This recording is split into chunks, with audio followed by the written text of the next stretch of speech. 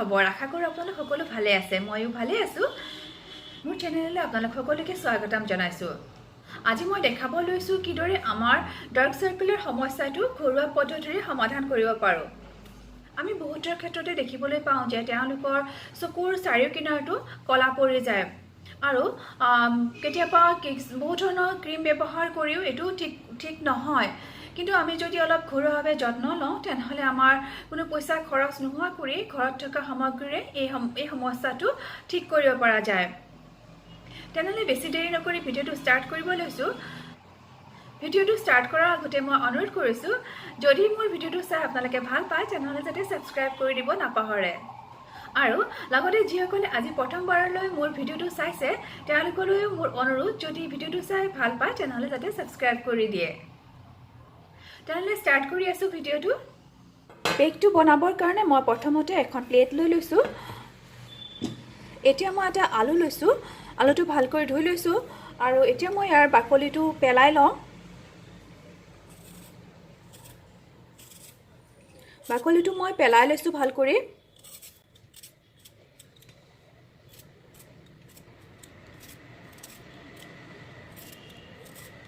বাকলি পেলোৱা হৈ গৈছে এতিয়া মই ইয়াৰ ৰসটো উলাই লম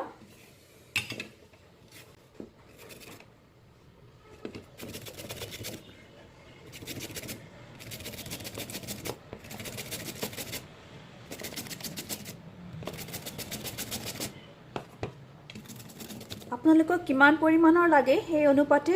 আলুৰ ৰসখিনি উলাই লব এখিনি হৈ গৈছে এতিয়া মই এখিনি এটা বাটিত ৰসটো উলাই লম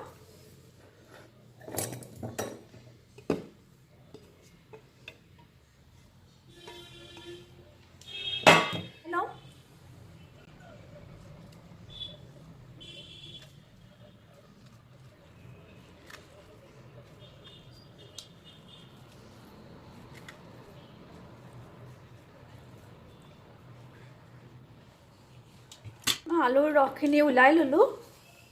এতিয়া ইয়াৰ লগত মই এচামুচ কেঁচা গাখীৰ মিক্স কৰিম গাখীৰটো গৰম কৰা গাখীৰ নলব কেঁচা গাখীৰে লব ইয়া এচামুচ মই কেঁচা গাখীৰ মিক্স কৰিলো অলপমান হালধি মিক্স কৰিব হালধি একেবাৰে কমকৈ দিব বেছি নিদিব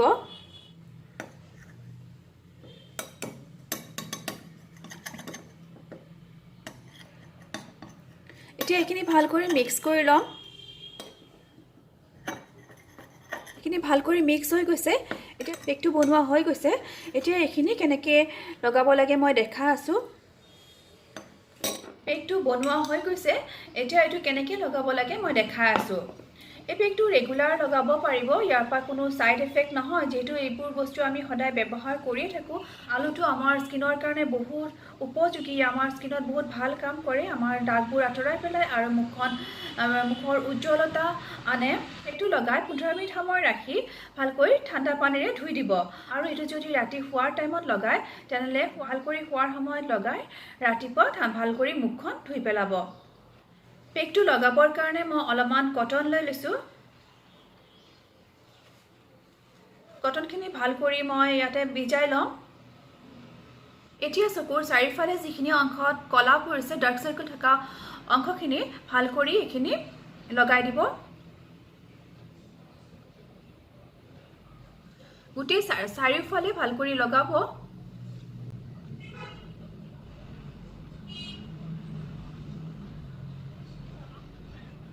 আৰু 3-4 মিনিট মান সময় এদৰে চাৰিফালে মাসাজ কৰিব যাতে এখিনি আমাৰ স্কিনৰ ভিতৰত ভালদৰে সোমাই যায় এতিয়া চকু এদৰে ভালদৰে লগাই লব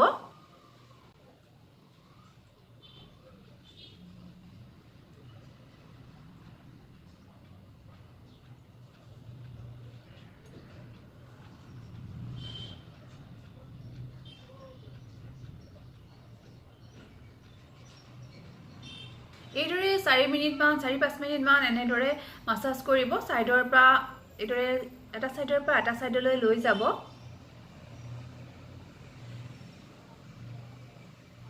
আৰু ওপৰৰ ফালেও একেদৰে কৰিব এটা সাইডৰ পৰা আনটো সাইডলৈ লৈ আহিব আৰু এখিনি যদি অকল যে চকুতেই লগাব পাৰি তেনেকুৱা কথা নহয় এইটো বাকী অংশখিনিতো এইটো লগালে কোনো লগাব পাৰে কাৰণ এইটো দাগ যোৱাত সহায় কৰে এইদৰে লগাব মোৰ লগোৱা হৈ গ'ল দিনত যদি লগায় তেনেহ'লে 15 মিনিট সময় ৰাখিব আৰু যদি ৰাতি লগায় তেনেহ'লে গোটেই ৰাতিটো ৰাখি ৰাতিপুৱা ভালদৰে মুখখন ধুই দিব মই 15 মিনিট সময় ৰাখি মুখখন ভালকৈ ঠাণ্ডা পানীৰে ধুই আহিলোঁ আৰু এইদৰে আপোনালোকেও ব্যৱহাৰ কৰি চাওক আৰু যদি আপোনালোকে নিয়মীয়াকৈ কেইদিনমান এইটো ব্যৱহাৰ কৰে তেনেহ'লে এইটো 100% আপোনালোকে ৰিজাল্ট পাব নিজে গম পাব লগাই চালে আৰু তেনে ব্যৱহাৰ কৰি চাওক আৰু যদি মোৰ ভিডিঅ'টো চাই আপোনালোকে ভাল পাইছে তেনেহ'লে ছাবস্ক্ৰাইব কৰিবলৈ নাপাহৰিব